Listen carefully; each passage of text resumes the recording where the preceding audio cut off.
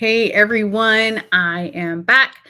It's Dr. Hammond here with your mental health moment. I hope that you have had a really good week. And for those of you who are new to Mental Health Moment, welcome. It's Dr. Hammond here. We are here live every Tuesday, 8 p.m. Eastern Standard Time on Black Women Empowered Incorporated Facebook page, YouTube, and LinkedIn Live. For those of you, and thanks for those who are starting to join here. For those of you who tune in every single week, welcome back. And for those of you who are watching the replay on YouTube, welcome, welcome. Be sure to subscribe. I will be doing Mental Health Moment every Tuesday, and you can always catch the replays if you're not able to make the lives. But thank you for those who are here live today.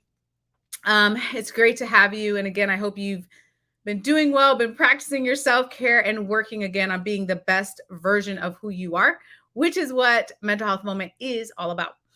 For those of you who are new to Mental Health Moment, though, every first Tuesday of the month is specifically devoted to children and teens' mental health. As you know, our youth are struggling. There's a lot that's been happening, especially good evening to you. Thanks for joining, especially after COVID and COVID pandemic and everything that has brought. So first Tuesday every month is specifically devoted to children and teen mental health. And again, thanks for those who are still starting to join here. It's Dr. Hammond here with your mental health moment. And I do want to give a quick announcement as people are joining here that on drnikishahammond.com, there will be, as I mentioned, information updated. I know some of you have asked information about upcoming speaking engagements. This week, actually, November 3rd and 4th, I will be doing virtual events. So no matter where you live in the world, if you want to join, go to drnikishahammond.com. I have all the information. But basically on November 3rd, I'll be speaking about autism and ADHD and how to help our youth that are affected by those conditions. And on November 4th, I will be speaking about youth who have different ability levels and who are transitioning onto after high school endeavors and how to help with transition planning and mental health. So if you're interested in either of those topics, again, you can go to drnikishahammond.com. You can get more information about those virtual speaking engagements. And again, I'll be uploading. We're not uploading, but our team will be putting more information on there because I know, yes, some of you have reached out and asked what city you're going to be in next. So definitely I'll make sure that the team has everything up to date for you so you have that information. But thanks for those who are still starting to join here. Good evening. Someone said, can you please tell me what is your YouTube channel? Yes, the YouTube channel is Dr. Nikisha Hammond. So my full name that's there, Dr. Nikisha Hammond is the YouTube channel, which again, will have the replays of Mental Health Moment if you all ever need to miss the live, and also has some other content on there related to some interviews that I did with different individuals giving their take on their mental health journey. But thanks for those who are still starting to join here. It's Dr. Hammond here with your mental health moment. So again, I'm going to dive right in. Today, we're talking about youth mental health. And one of the questions that I commonly get as a psychologist is how do you know when a child really needs help? Because obviously children are at different developmental stages. They're dealing with different things. There's a lot that's happened in the world.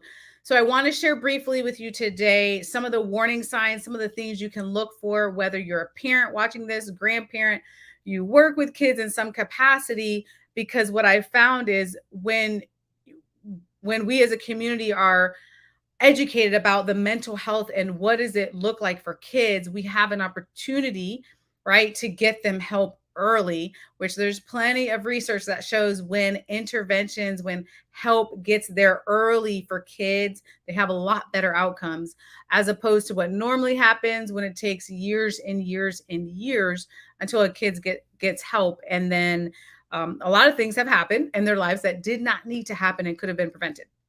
So, and thanks for those who are still starting to join here. It's Dr. Hammond here with your mental health moment. So one of the things to really be thinking about, and again, I'm not asking you all by any means to be psychologists or to be counselors for kids, but it's just something for you to think about any child that's in your life, or maybe a child, a friend of a family member, or neighbor or coworker whom that does have children, to really be thinking about, are we checking in with kids? Are we asking them, how are you doing? Are we knowing what their likes are, what their dislikes are? Are there sleeping habits that have been changing? Good evening. Thanks for joining here. Um, are there sleeping habits changing? Are there eating habit changes? Or is there just something that doesn't feel right? A lot of times we have to, as caregivers and as community members, to really trust sometimes our gut instinct. When you know a child is off, when you know they're not behaving like usual, all of a sudden now they're not wanting to play with friends, or not wanting to hang out, do certain things, or not wanting to play video games, which would be very bizarre, right? For a lot of kids, they're really into their video games. Uh, just starting to think about, okay, what might be happening with this child. And for some kids, it's interesting. And my work with kids over a lot of different years, mental health really looks different. So there's a lot of things. I mean, you can Google mental health symptoms for kids, right? However, it looks different depending on children. For some kids, they are making D's and F's. They're not doing well in school. And then I've met some kids that are making straight A's and they're still struggling too. So a lot of the things that sometimes we think like, oh, this kid's okay, they're doing fine in school, they must be okay, is not necessarily the issue, because a lot of kids are very smart and they will hide their mental health symptoms.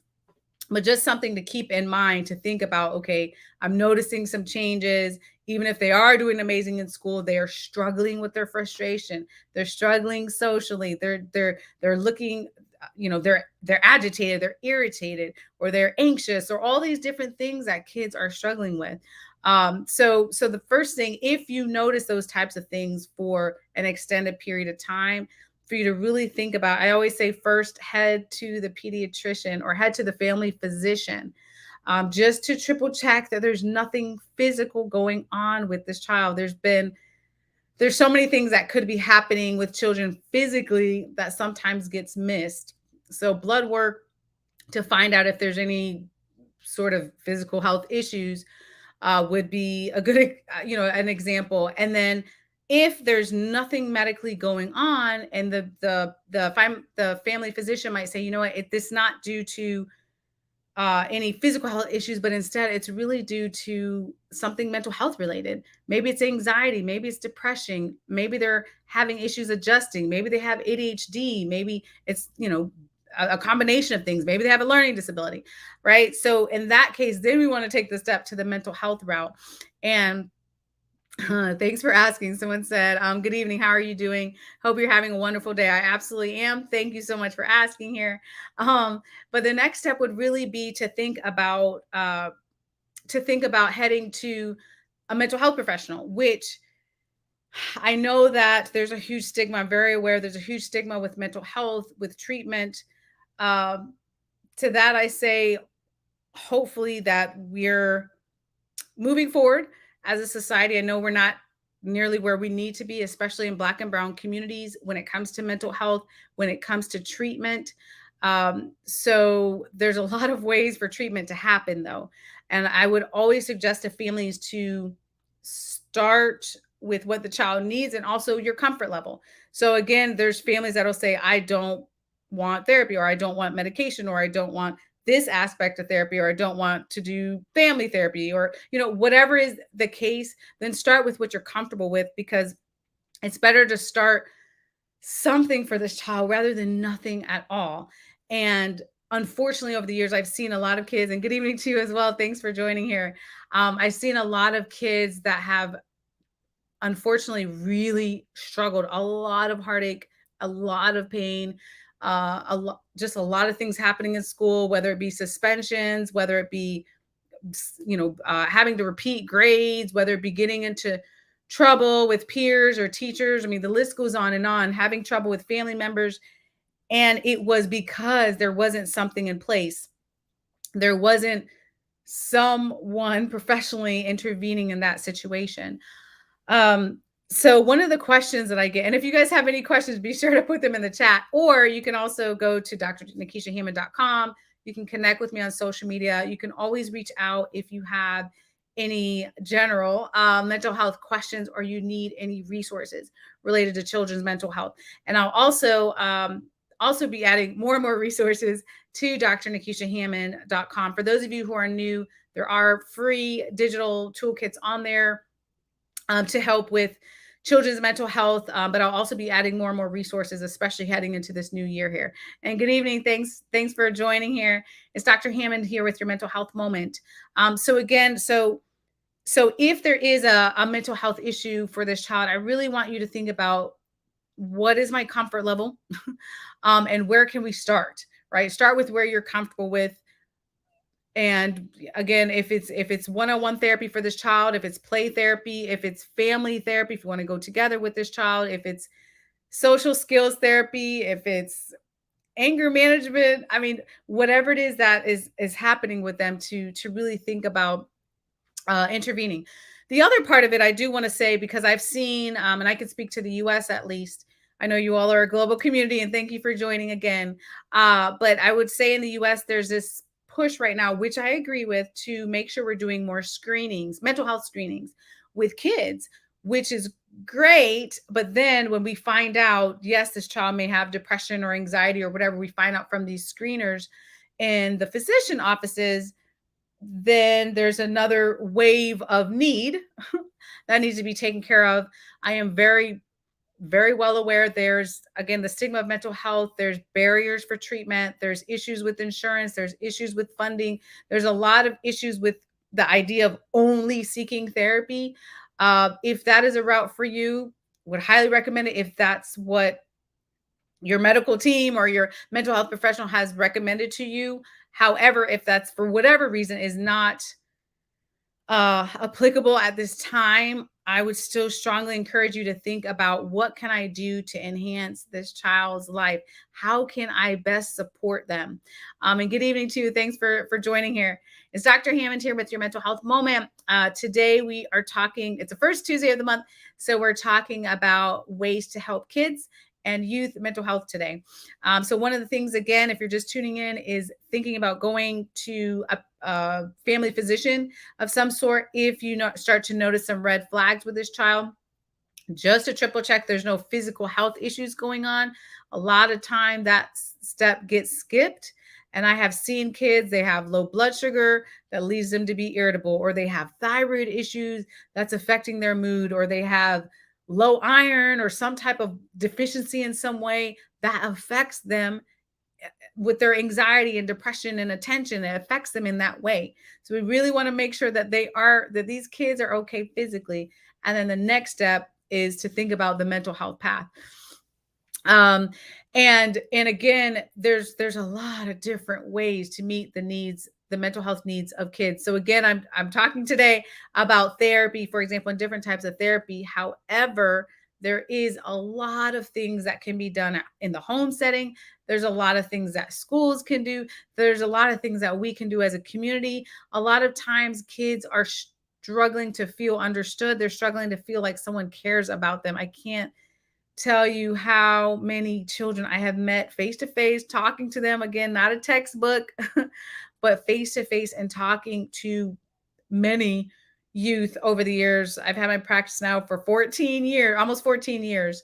So I've met a lot of families and a lot of kids, especially after COVID and all that brought, have really struggled with loss, have really struggled with anxiety, are still struggling with anxiety, frankly, about COVID and about all the things that happened over the last couple of years. So again, I urge you, even if you're listening to this, you're like, Dr. Hammond, I don't have kids, or maybe I have my grandkids, but they're not near me, or, in whatever capacity you serve, I always just want to remind you that as a community, we still have an opportunity to really make sure the kids around, whoever you're around, not just family members, but to make sure that they feel cared about, make sure they feel safe, make sure they feel connected in whatever way. Even if you can give a compliment, that goes a long way, because a lot of these kids, especially the teenagers, that they are stuck in their heads sometimes thinking about all these things that are not true about them.